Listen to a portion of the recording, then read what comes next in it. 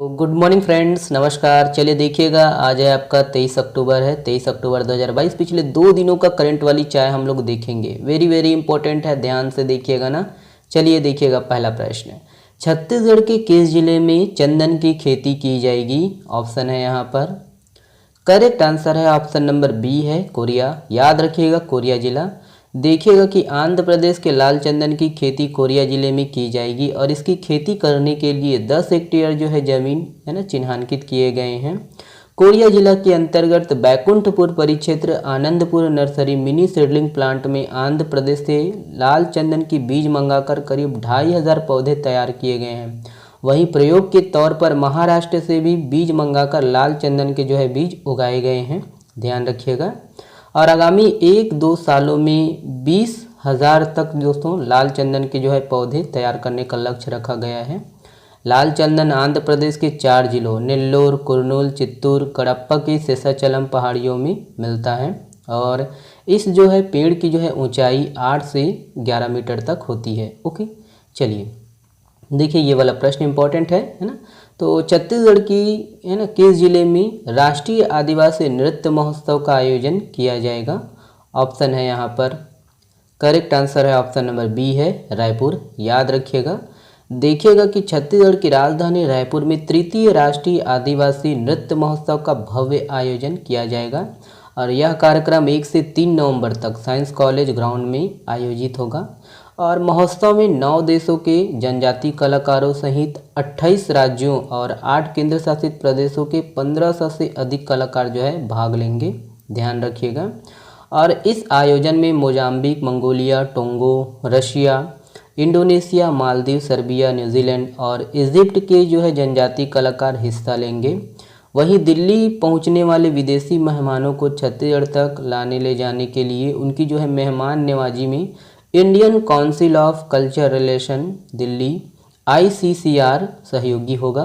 याद रखिएगा।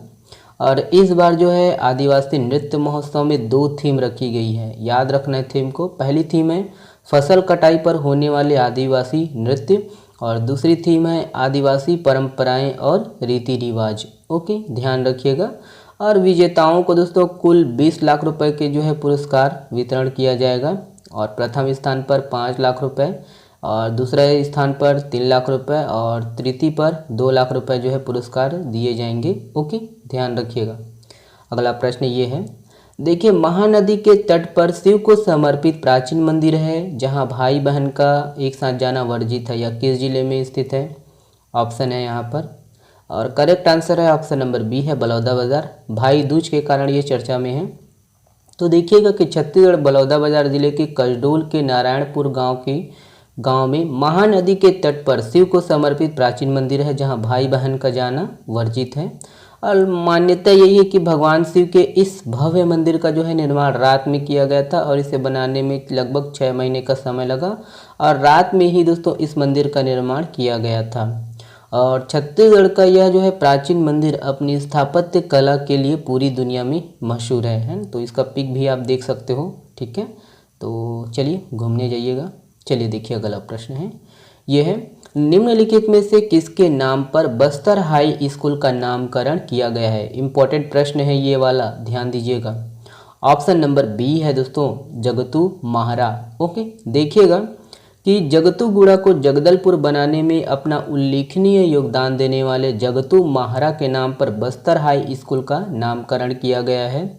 और इसके साथ ही बस्तर संभाग के शिक्षा के महत्वपूर्ण केंद्र धर्मपुरा के विकास में अपना महत्वपूर्ण योगदान देने वाले धारमू महारा के नाम पर शासकीय महिला पॉलिटेक्निक कॉलेज का जो है नामकरण किया गया है। ये दोनों भाई थे, याद रखना है ना, जगतू महारा और धर्मू महारा। ओके, देखिएगा, ये कहानी आप पढ़ लीजिए। शामिल इसीलिए किया हूँ ताकि आपको हमेशा के लिए याद होना चाहिए कहानी जो है जगदलपुर कैसे बना, नामकरण कैसे हुआ। ठीक है, लास्ट में हम लोग देखेंगे, ये पढ़ लीजिए। ठीक है, कहानी है तो ये है ना। मैं स्लाइड कर दिया हूँ, समय कम है दोस्तों, आपका समय अमूल्य है, इसीलिए इसको मैं पढ़ नहीं रहा हूँ।